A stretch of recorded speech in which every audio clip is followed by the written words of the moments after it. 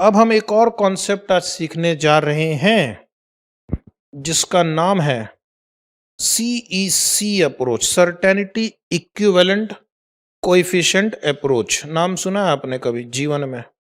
नहीं, पहली बार। अभी हमने एक मेथड देखा थोड़ी देर पहले जिसमें 4-5 क्वेश्चन सॉल्व किए, जिसका नाम था risk adjusted discount rate method. ये उसका अपोजिट है। Risk adjusted discount rate method में हम क्या करते हैं, डिस्काउंट रेट को या तो बढ़ा देते हैं या घटा देते हैं रिस्क के हिसाब से। अगर रिस्क ज़्यादा हो तो डिस्काउंट रेट बढ़ा देते हैं और रिस्क कम हुआ तो डिस्काउंट रेट घटा देते हैं। इस मेथड में हम डिस्काउंट रेट लेते हैं रिस्क फ्री। क्या लेते हैं? Discount rate will be risk free discount rate.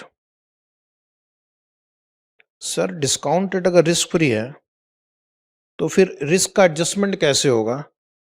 Cash flow को इस बार हम चेंज करेंगे। इस बार हम कैश फ्लो को चेंज करेंगे।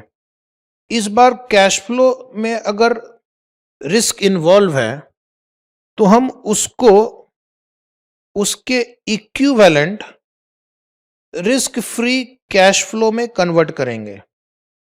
इस बार में एडजस्टमेंट किस में करना है आपको? कैश फ्लो में। रिस्की कैश फ्लो को रिस्क फ्री कैश फ्लो में एडजस्ट करना है। रिस्की कैश फ्लो को रिस्क फ्री कैश फ्लो में एडजस्ट करना है। कैसे करना है? उसके लिए कॉन्सेप्ट यूज होता है सर्टेनिटी इक्विवेलेंट कोएफिशिएंट। ठीक है, तो 1 मिनट रुकना, पहले हम एक लाइन पढ़ते हैं, इसको इंटरप्रेट करेंगे, फिर एक एग्जाम्पल लेंगे। जैसे ही मैं एग्जाम्पल लूंगा मामला पूरा शांत हो जाएगा, ठीक हो जाएगा। ठीक है, so what do we do in certainty equivalent coefficient? While employing this method, decision maker estimate the sum he must be assured of receiving in order that he is indifferent between the assured sum and the expected value of a risky sum। तो इस line का मतलब ये है कि suppose मुझे cash flow मिलने वाला 1 साल बाद, लेकिन ये जो अमाउंट मिलने वाला है ये अनसर्टेन है। ये है अनसर्टेन या रिस्की बोल सकते हैं। ये अमाउंट 1 लाख मुझे मिलने वाला, लेकिन इसकी गारंटी नहीं है, अनसर्टेन है। मिल भी सकता है, नहीं भी मिल सकता। भविष्य अनिश्चितताओं से भरा हुआ है कि नहीं? फिर मेरा एक दोस्त आया, ठीक है, उसने कहा तुम चिंता मत करो, खुश रहो, मैं तुम्हें गारंटी देता हूं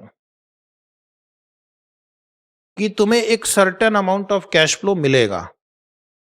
अगर रिस्क नहीं लेना हो तो एक सर्टेन अमाउंट कैश फ्लो तुम्हें मिलेगा। तुम कितना अमाउंट में खुश हो जाओगे कि तुम्हारा रिस्क एलिमेंट खत्म हो जाए, है कि नहीं? तो मेरा जवाब होगा, अगर मुझे 90,000 रुपीज मिल गया और वो सर्टेन है, I am happy. I am happy with 90,000 certain cash flow as against ₹1 lakh uncertain cash flow. इसका मतलब है 1 lakh risky cash flow is equivalent to 90,000 risk free cash flow. Decision maker सोचेगा कौन रिस्क ले। अगर रिस्क हटा दो, इस अनसर्टेनिटी को हटा दो और मुझे थोड़ा कम भी मिला तो भी ठीक है। 90,000 risk free cash flow is equivalent to ₹1 lakh risky and uncertain cash flow. तो यहां पर एक रेशियो हम कैलकुलेट करेंगे, CEC, certainty equivalent coefficient, 90,000 divide by 1 lakh, 0.9। ठीक है, बहुत इजी फॉर्मूला है। 0.9 का मतलब है कि अगर कैश फ्लो रिस्की हो 1 रुपया, तो उसके बदले हम कितना risk free cash flow accept करेंगे? 9। Is it right? तो अगर भविष्य में मान लो मुझे 2,50,000 रिस्की कैश फ्लो मिलने वाला है और मेरा सर्टेनिटी इक्विवेलेंट 0.9 है, मैं चाहता हूं अगर रिस्क 1 है तो उसका रिस्क फ्री 0.9 मिलना चाहिए, तो मैं कितना रिस्क फ्री कैश फ्लो लेने के लिए हाँ कर दूंगा? 2 लाख, बोलो 25,000। Is it right? तो आज आपने एक फॉर्मूला, 2 फॉर्मूले आज आपने सीखा। एक तो है कि सर्टेनिटी इक्विवेलेंट कोएफिशिएंट कैसे निकालते हैं।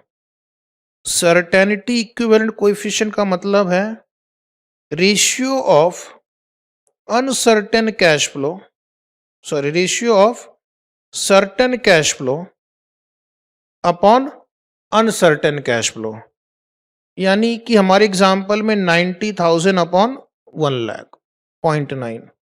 दूसरा, अगर आपको सर्टेन कैश फ्लो निकालना है तो आप क्या करेंगे, एक और फॉर्मूला लिख के रखना, uncertain cash flow into CEC, यानी क्रॉस मल्टीप्लाई किया मैंने, कोई अलग से कोई रॉकेट साइंस नहीं यूज किया है। इसी फॉर्मूले में अनसर्टेन कैश फ्लो को अगर मैं इससे मल्टीप्लाई करूं तो सर्टेन कैश फ्लो मिल जाएगा। ठीक है, अब हम क्या करेंगे, एक एग्जाम्पल लेंगे। पेज पलटो, एक पेज पलटो, एक एग्जाम्पल है, उसके लिए एक छोटी सी कथा यहां पे लिखी हुई है। कथा पढ़ लेना, कहानी पढ़ लेना, बस उस कहानी का जो समरी है वो सामने स्क्रीन पे दिख रहा है आपको। कैलकुलेटर उठाओ, थोड़ा जागो, थोड़ा जोश में आओ, थके हारे बहुत लग रहे हैं। मेरे पास एक घर है, होम, ठीक है, मेरे पास एक घर है और उस घर को मैं 1 साल बाद बेचना चाहता हूं। उस घर को मैं कब बेचना चाहता हूं? 1 साल बाद। मेरे पास एक घर है, उस घर को मैं 1 साल बाद बेचना चाहता हूं। स्टोरी पूरी आपकी बुक में लिखी हुई है, सिर्फ जो काम के फिगर वो सामने स्क्रीन पे दिख रहा है आपको। तो 1 साल बाद जब मैं इस घर को बेचूंगा तो मुझे उम्मीद है कि मुझे 6,20,000 रुपीज मिलेगा, लेकिन ये कैश फ्लो अनसर्टेन है। 1 साल बाद क्या होगा दुनिया का हमें कोई पता है? हाँ जी, नहीं। तो अनसर्टेनिटी है, तो अनसर्टेनिटी है मतलब इसमें रिस्क इंक्लूडेड है, अनसर्टेनिटी है। तो मैं क्या करूंगा, एक हाइयर डिस्काउंट रेट यूज करूंगा इसकी प्रेजेंट वैल्यू निकालने के लिए। ठीक है, तो मैं, अगर मुझे इसकी प्रेजेंट वैल्यू निकालनी हो तो मैं डिस्काउंट रेट भी हाइयर लूंगा क्योंकि कैश फ्लो अनसर्टेन है। मान लो मेरा रिस्क एडजस्टेड डिस्काउंट रेट 14% है, इसकी प्रेजेंट वैल्यू निकालो। मैंने कहा था कैलकुलेटर रेडी रखना। प्यारे बच्चों, कैलकुलेटर उठाओ, 6,20,000 डिवाइड बाई 1.14 करो, 543,860 आया। अभी तक इतने दिनों से कैपिटल बजटिंग का जो क्वेश्चन आप कर रहे थे यही कर रहे थे। एक फ्यूचर का कैश फ्लो दिया गया है, उसको आप एक रिस्क एडजस्टेड डिस्काउंट रेट से डिस्काउंट करते थे और उसकी प्रेजेंट वैल्यू आ गई इस एग्जांपल में 543,860। ये वाला डायग्राम समझ में आ गया? Risky cash flow discounted eight 14% gives you present value 543,860। मेरा एक अच्छा दोस्त भी है, शाहरुख खान, ठीक है, एग्जाम्पल के लिए, बाद में आके टिकट मत मांगने लग जाना। शाहरुख खान आया एक दिन मेरे पास, बोला सर आप क्यों दुखी हो? मैंने कहा मैं कहाँ दुखी हूं। बोला दिख रहा आप इतना हाई डिस्काउंट यूज कर रहे हैं, एक काम करो, आपका ये घर मुझे बेच देना 1 साल बाद, आपका ये घर मुझे बेच देना। मैं आपको गारंटी देता हूं, मैं आपको लिखित में एक स्टैम्प पेपर पे गारंटी देता हूं कि ये घर मैं आपसे परचेस कर लूंगा 1 साल बाद। मैं बहुत खुश हुआ, क्यों? अनसर्टेनिटी निकल गई, अब वो कैश फ्लो सर्टेन हो गया। शाहरुख खान जी ने गारंटी दी है तो ये घर बिकेगा ही बिकेगा। लेकिन शाहरुख खान ने कहा मैं तुम्हें 6,20,000 नहीं दूंगा। मैंने बोला क्यों? बोला 6,20,000 तो रिस्क की कैश फ्लो था, मैंने तुम्हारा रिस्क निकाल दिया, तो तुम मुझे कम चार्ज करो, क्योंकि रिस्क तो खत्म हो गया। तो मैं उसको कितना चार्ज करूंगा? मान लो कि risk free rate of interest 6% है। Risk free rate of interest कितना है? 6%। तो मैं चाहूंगा कि मैं उसको इतने अमाउंट पे सेल करूं कि उसको अगर मैं 6% से डिस्काउंट भी करूं तो मेरा प्रेजेंट वैल्यू वही आना चाहिए जो 14% के रेट से आ रहा था। मैं उस अमाउंट को जो शाहरुख खान मुझे देंगे उसको मैं 6% से डिस्काउंट करूंगा, तो मुझे कितना प्रेजेंट वैल्यू मिलना चाहिए? 543,860। Then I am indifferent between the two options. 6,20,000 को 14% से डिस्काउंट करके जो मुझे प्रेजेंट वैल्यू मिलेगी, वही अमाउंट शाहरुख खान जो देंगे उसको भी अगर मैं डिस्काउंट करूंगा 6% से, तो मुझे प्रेजेंट वैल्यू वही मिलनी चाहिए। तो हम शाहरुख खान को कितना चार्ज करेंगे? शाहरुख खान मुझे आज नहीं पे कर रहा है, 1 साल बाद पे कर रहा है। तो हम इस अमाउंट को, कैलकुलेटर पे इस अमाउंट को टाइप करो और उसमें 6% ऐड करो, तो ये नंबर आएगा 543,860 प्लस 6%। 543,860 प्लस 6% कितना आया? 5,76,492। तो मैं शाहरुख जी को बोलूंगा आप मुझे 576,492 देना, क्योंकि आपने मेरा रिस्क खत्म कर दिया। क्यों ऐसा ये आंसर सही है? बिकॉज अगर मैं ये नंबर जो रिस्क फ्री है उसको मैं अगर 6% से डिस्काउंट करूंगा तो इसकी प्रेजेंट वैल्यू भी 543,860 आएगी। इसका मतलब कहानी का भी समरी वर्जन क्या है? 576,492 is the risk-free cash flow against a risky cash flow of 6,20,000। तो हम बोलेंगे 5,76,000 is the risk-free equivalent cash flow of a risky cash flow of 6,20,000। कोई आपसे पूछे कि इस क्वेश्चन में सर्टेनिटी इक्विवेलेंट कोएफिशिएंट कितनी होगी, तो सर्टेनिटी इक्विवेलेंट कोएफिशिएंट अगर कोई पूछे तो 576,492 टाइप करना, डिवाइड बाय 6,20,000 करना। क्वेश्चन में दिया हुआ है कुछ 0.929 आ रहा है शायद, देखो 929 आया। मतलब अगर 1 रुपया रिस्की है तो उसका इक्विवेलेंट रिस्क फ्री अमाउंट 0.929 है। तो अगर मुझे अनसर्टेन कैश फ्लो से सर्टेन में जाना हो, अनसर्टेन से सर्टेन में जाना हो, तो हम अनसर्टेन कैश फ्लो को सर्टेनिटी इक्विवेलेंट कोएफिशिएंट से मल्टीप्लाई करेंगे। समझ में आया? अब अगर वही मान लो मुझे ये दो नंबर दिए गए हैं, 6,20,000 रिस्की कैश फ्लो दिया गया है और CEC 0.929 दिया गया है। What is the risk free cash flow equivalent amount? तो दोनों को मल्टीप्लाई करेंगे तो 576,492 आ जाएगा आंसर। ओके, ये स्टोरी मैंने आपकी बुक में लिख दी है, जब इच्छा हो पढ़ लेना। CEC कैसे निकालते हैं? वापस आ जाओ पिछले पेज पे। CEC is the ratio of assured cash flow to uncertain cash flow. एक और फॉर्मूला अपनी लिस्ट में ऐड करना, कुछ अच्छे बच्चे फॉर्मूला बुक बनाते रहते हैं। CEC इक्वल टू, या कभी कभी CEF भी बोलते हैं, सर्टेनिटी इक्विवेलेंट फैक्टर। CCF मतलब certain cash flow upon UCF uncertain cash flow, लिखा हुआ आपकी बुक में। Under this approach cash flow expected in a project are converted into riskless equivalent amount. तो यहाँ डिस्काउंट रेट को एडजस्ट करने की जगह हम कैश फ्लो को एडजस्ट करते हैं। मान लीजिए एक एग्जांपल भी है कि कैश फ्लो एक्सपेक्टेड इज 20,000, लेकिन ये रिस्की है।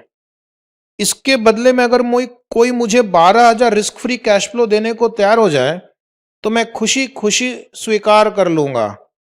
तो मुझे इस एग्जाम्पल का CEC बताओ। 12,000 रिस्क फ्री, उसका 20,000 रिस्की कैश फ्लो है।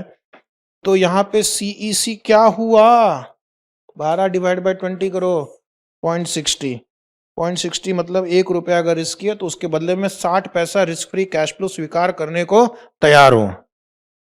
Okay, this adjustment factor is called CE factor और CE coefficient.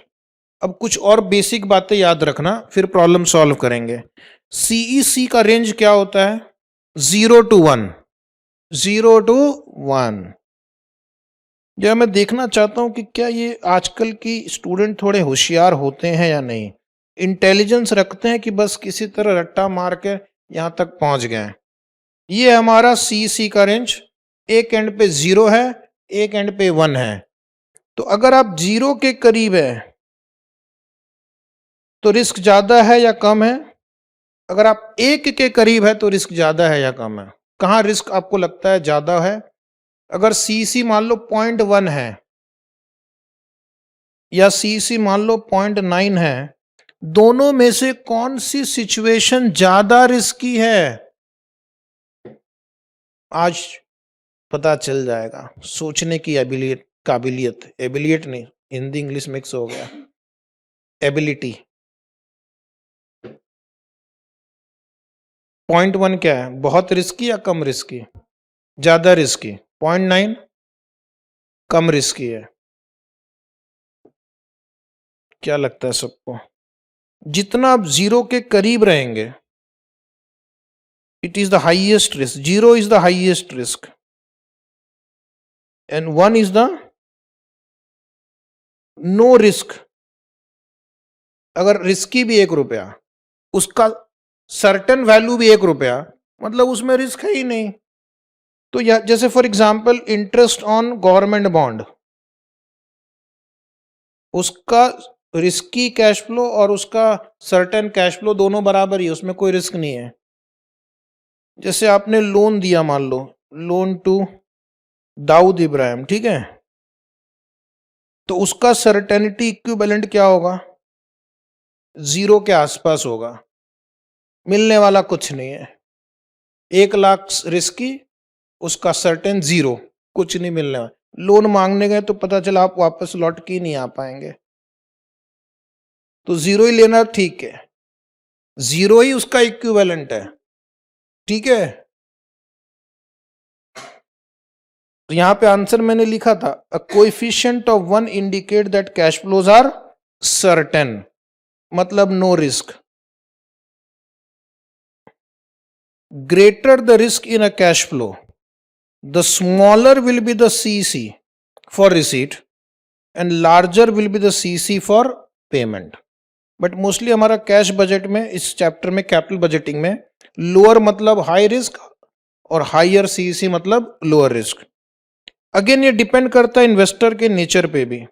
Higher the level of risk aversion, higher the level of risk aversion, डरपोक इन्वेस्टर है, महा डरपोक, ठीक है, that is low risk tolerance, lower the certainty equivalent factor.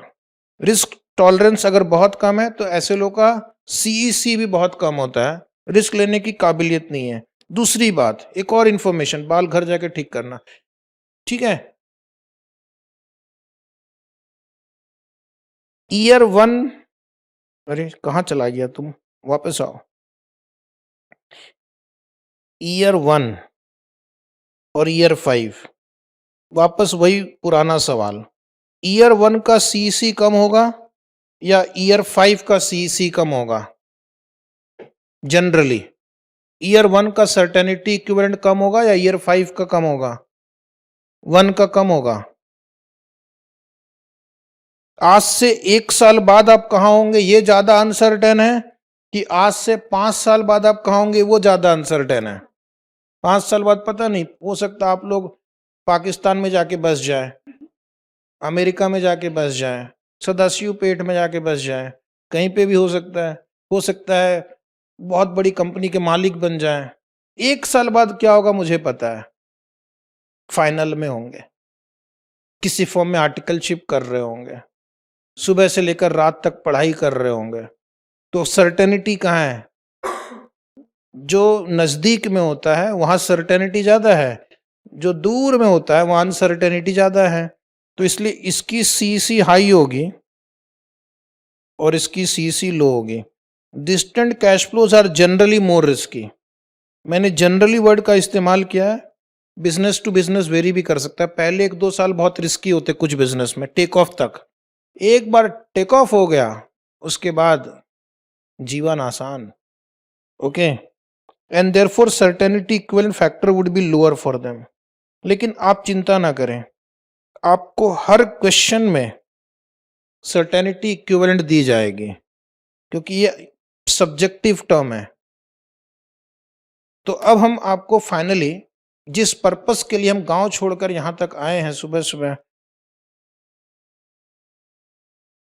बता दिया जाए। सर्टेनिटी इक्विवेलेंट से हम डिसीजन कैसे लेते हैं, how to calculate NPV. Next page पर वापस आ जाओ। Method of computation under C approach. आपको प्रॉब्लम में अनसर्टेन कैश फ्लो दिया जाएगा, आपको प्रॉब्लम में अनसर्टेन कैश फ्लो दिया जाएगा, उसको सर्टेन कैश फ्लो में कन्वर्ट करना। यहां पे एक फॉर्मूला लिख लेना स्टेप 1 के नीचे, CCF equal to UCF into CEF. Sir ये तो बड़ा चाइना चाइना लग रहा है।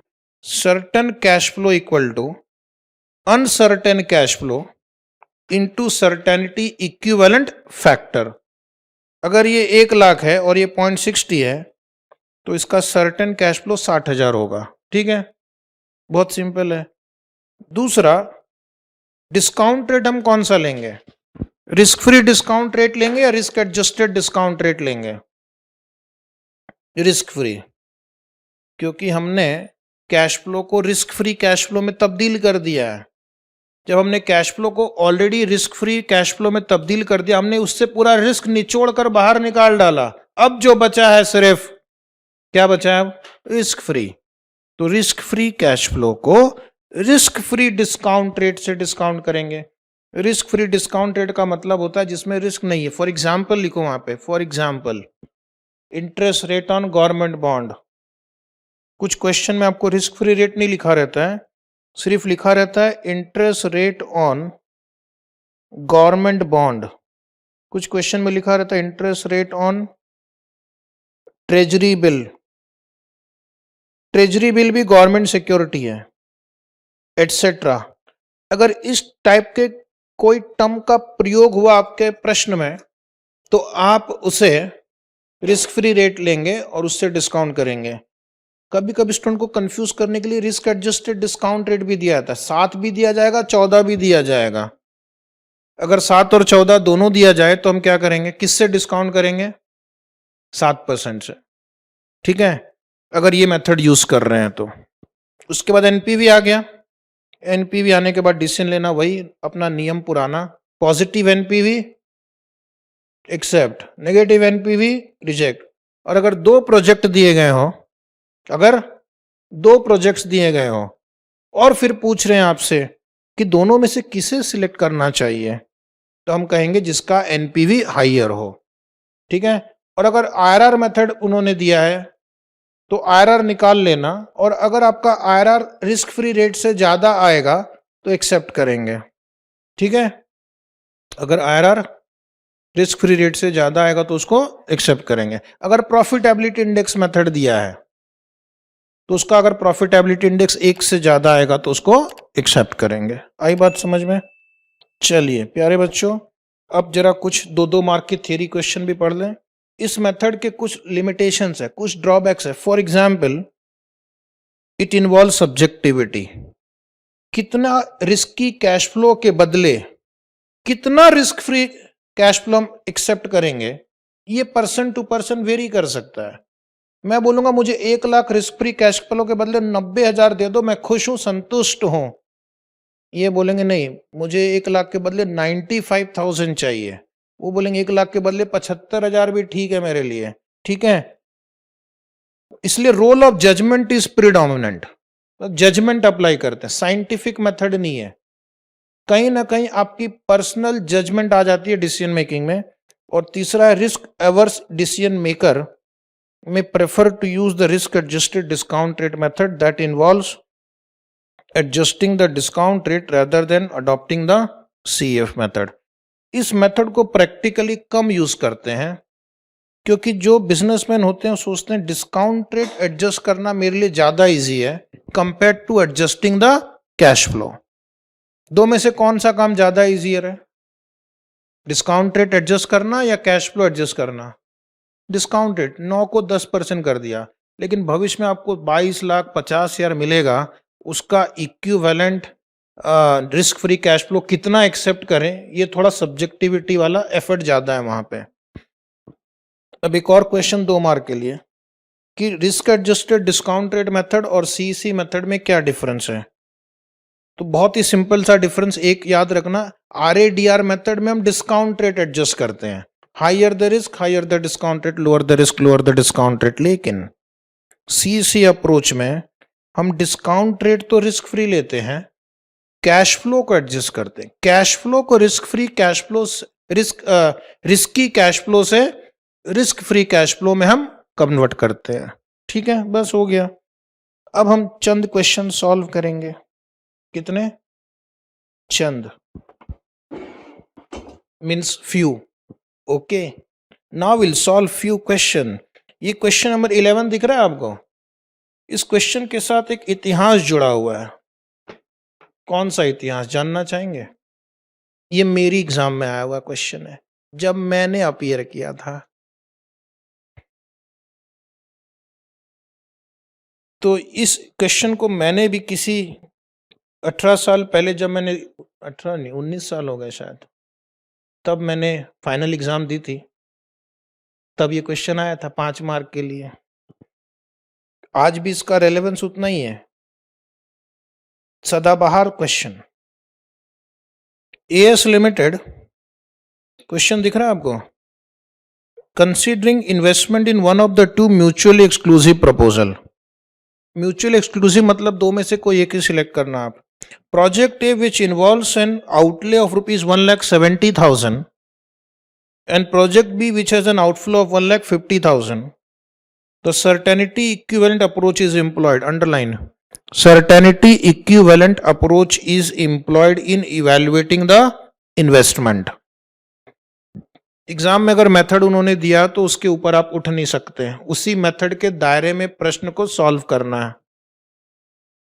फिर लिखा है the current yield on treasury bill is 5%। Underline. ये current yield on treasury bill is 5% का मतलब रिस्क फ्री डिस्काउंट रेट 5% है, and the company uses this as a risk free return, expected value of net cash flow and their CEs are. इस क्वेश्चन में उन्होंने खुद ही year 1, 2, 3 cash flow और उनकी सर्टेनिटी इक्विवेलेंट दी है। प्रोजेक्ट बी के लिए भी वैसा ही है। क्वेश्चन क्या है? सिर्फ 3 क्वेश्चन है, बदले में मिलेंगे ओनली केवल मात्र 5 marks. Which project should be acceptable to the company? पहले दोनों की NPV निकालनी होगी, जिसकी NPV ज्यादा उसको हम गले लगाएंगे। Which project is riskier? How do you know? ये क्वेश्चन बाद में पूछूंगा मैं आपसे, तब तक आप सोचते रहो कि दोनों में से कौन सा प्रोजेक्ट ज्यादा रिस्कियर है, तब तक मन ही मन विचार करते रहना। If the company was to use the risk adjusted discounted method, if the company was to use the risk adjusted discounted method मतलब अगर कंपनी RADR मेथड यूज करती, which project would be analyze with higher rate? तो हम किस project को higher rate से discount करते हैं? क्वेश्चन सी और क्वेश्चन बी एक्चुअली एक ही है। क्वेश्चन बी में पूछा कि ज्यादा रिस्की कौन है, क्वेश्चन सी में पूछ रहे हैं किस प्रोजेक्ट को हम हायर डिस्काउंट रेट से डिस्काउंट करेंगे। तो भाई एक ही बात है ना, जो ज्यादा रिस्की होगा प्रोजेक्ट बी वाले आंसर में, सी में हम उसको हायर डिस्काउंट रेट से डिस्काउंट करेंगे। सवाल एक है लेकिन पूछने का अंदाज 2 है। देखना चाहते हैं हम कि आप समझ रहे हैं या नहीं। तो चलिए वहीं पे पहले सॉल्व करेंगे calculation of NPV of project A. पहले क्वेश्चन समझ लिया आपने। Year, cash flow, risky, certainty equivalent factor, risk free cash flow, discounting factor 5%, discounted cash flow. Column number 1, 2, 3, 4 के लिए 2 into 3 मल्टीप्लाई करना, तो 2 इंटू 3 मल्टीप्लाई करेंगे तो risky cash flow risk free cash flow में कन्वर्ट हो जाएगा। उसको हम डिस्काउंटिंग फैक्टर से मल्टीप्लाई करेंगे तो प्रेजेंट वैल्यू आ जाएगा। बहुत इजी क्वेश्चन, बोनस मार्क। सिर्फ इसकी वजह से मैं फाइनल में रैंक में नहीं आया, और भी कई कारण थे। ठीक है, ये भी एक इजी क्वेश्चन था जिससे मुझे 5 मार्क एक्स्ट्रा मिले, लेकिन और भी दूसरे कारण भी थे। ठीक है, चलिए ये क्वेश्चन उतार लो पहले, वहां पे उतर गया। अरे लिखो ना सर्टेनिटी इक्विवेलेंट फैक्टर। अब एक स्टूडेंट मुझसे पूछना चाहता, सर ईयर 0 का नहीं दिया हुआ है। ईयर 0 का 1 ही होगा ना। ईयर 0 मतलब आज कैश आपके हाथ में है, तो जितना हाथ में वही सर्टेन है, वही अनसर्टेन है। फिर ईयर 1 का फैक्टर दिया, देखो 0.8, 0.7, 0.5 दिया हुआ है। हाँ जी, जल्दी जल्दी मल्टीप्लाई करो। आज आप लोग बहुत ऐसे स्लो मोड पे चल रहे हो, आज मजा नहीं आ रहा है पढ़ाने में, कोई रिस्पॉन्स नहीं आ रहा है। 0.8 इंटू 90,000 72,000, 0.7 इंटू 1,70,000, 0.5 इंटू 1,10,000 55,000। अब जल्दी जल्दी फैक्टर लिखो। जो नहीं लिख सकते मुझ पे ट्रस्ट करो, कॉपी करो। लिखा, उसके बाद मल्टीप्लाई करना, टोटल करना लास्ट कॉलम की। वो प्रोजेक्ट ए का एनपीवी हो गया। प्रोजेक्ट ए का एनपीवी बताओ कितना हुआ। 47509 लास्ट वाला आ रहा है। बोलो ना हाँ या ना, कुछ तो बोलो। पहले चेक कर लो फिर हाँ बोलना।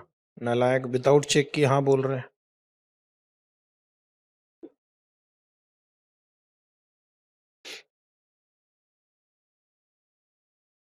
एक एक नंबर चेक करो। 1-2 रुपया कम ज्यादा हो तो कोई बात नहीं। आ गया 9572, लगभग 1-2 रुपए से डिफरेंस आया, कोई बात नहीं। बैठे क्यों, प्रोजेक्ट भी कौन मोदी जी सॉल्व करेंगे। हर बात में एक ही आदमी को आप लोग लगा देते हैं काम में। ये लो प्रोजेक्ट बी का फॉर्मेट आ गया। जल्दी देखते हैं कौन पहले कर पाता है और कौन पहले सही कर पाता है।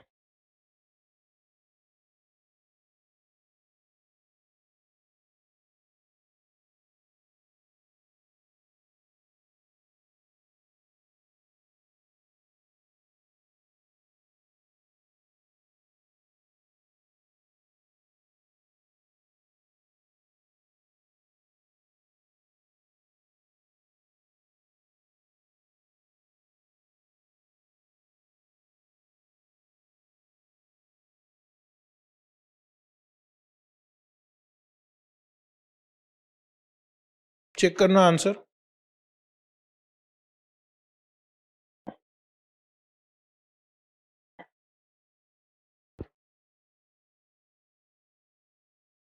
आंसर चेक करना। 44276 आ गया। 44276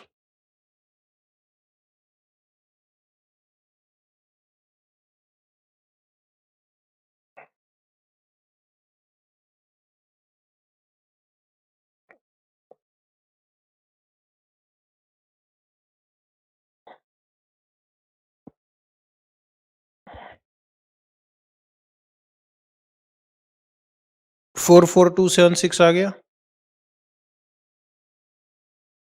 बोलो हाँ या ना। तो ये एनपीवी प्रोजेक्ट ए के एनपीवी से ज्यादा है, correct.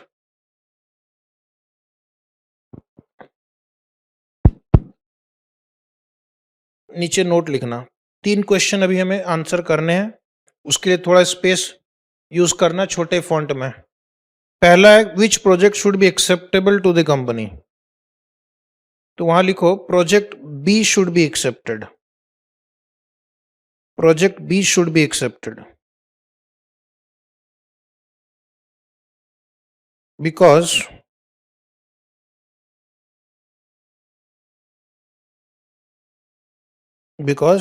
NPV is higher. Because NPV is higher. ये हो गया अपना फर्स्ट आंसर ए। 2 मार्क लेकर घर जाएंगे आप। Which project is riskier, how do you know? अब आपको क्या करना है, इनकी सर्टेनिटी इक्विवेलेंट को ध्यान से देखना है। प्रोजेक्ट बी की सर्टेनिटी इक्विवेलेंट ईयर 1 के लिए कितनी है? 0.9 है। और प्रोजेक्ट ए की सर्टेनिटी इक्विवेलेंट ईयर 1 के लिए 0.8 है। दिख रहा है आपको? तो मुझे बताओ कि 0.9 वाला कम रिस्की होगा या 0.8 वाला कम रिस्की होगा? 0.8 कम रिस्की। अच्छा, ज्यादा रिस्की कौन होगा? 0.8। दूसरे साल का देखते हैं। प्रोजेक्ट बी का 0.8 है, प्रोजेक्ट ए 0.7। वापस प्रोजेक्ट ए रिस्की है, यहां पे भी ईयर 2 में भी उनका सीसी कम है। और सेम थर्ड ईयर को भी देखेंगे, ए 0.6 है, प्रोजेक्ट ए 0.5 है। तो तीनों साल में प्रोजेक्ट ए का सीईसी प्रोजेक्ट बी के सीईसी से कम है। जिसका सीईसी कम होगा वो हाई रिस्क की प्रोजेक्ट है। लिखो, एक लाइन और लिखो नीचे, B project A is riskier than project B. Project A is riskier than project B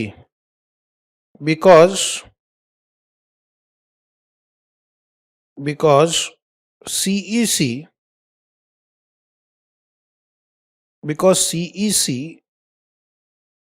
of project A is lower in all the 3 years.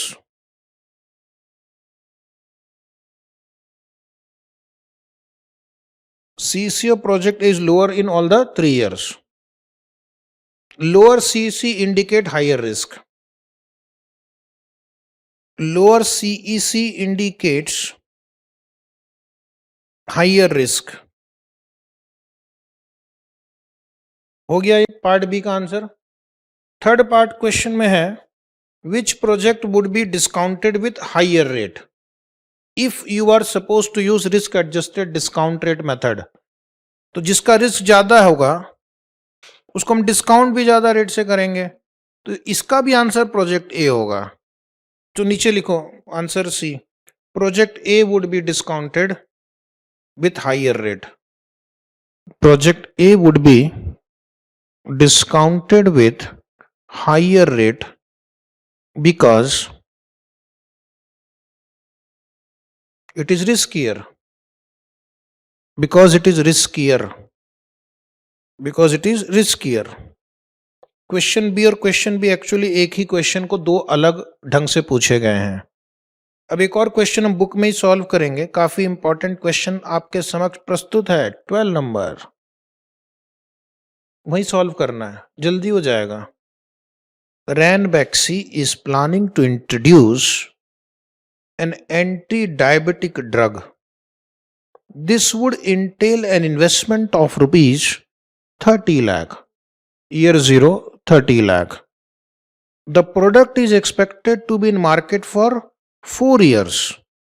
And the net cash inflow for the year 1 through 4 are expected to have the probability distribution. तो अब देखिए question कैसे दिया गया। Year 1 में 3 प्रकार के cash flow हो सकते हैं, 8 या 10 या 11, फिर उसकी प्रोबेबिलिटी दी गई है। ईयर 2 में उसी तरह 3 कैश फ्लो, उनकी प्रोबेबिलिटी 3 और 4 के लिए भी सेम। तो पहले एक वर्किंग नोट बना के आपको क्या कैलकुलेट करना होगा, गेस करो। पहले इंडिविजुअल ईयर की एक्सपेक्टेड कैश फ्लो निकालेंगे। इंडिविजुअल ईयर की एक्सपेक्टेड कैश फ्लो कैसे निकालते हैं? मल्टीप्लाई मल्टीप्लाई मल्टीप्लाई और उनका सम टोटल ले लेंगे। तो ईयर 1 का कैश फ्लो आ गया। यही प्रक्रिया ईयर 2, ईयर 3, ईयर 4 के लिए दोहराएंगे। दोहराएंगे मतलब रिपीट करेंगे। तो पहले एक वर्किंग नोट तो आपका एक्सपेक्टेड कैश फ्लो निकालने में खर्च हो जाएगा। उसके बाद वो जो कैश फ्लो आएगा उसको हम उनकी रेस्पेक्टिव सी फैक्टर से मल्टीप्लाई करेंगे, तो रिस्क फ्री कैश फ्लो आ गया। फिर उसके बाद हम रिस्क फ्री डिस्काउंट रेट से उसकी एनपीवी निकाल लेंगे, है कि नहीं?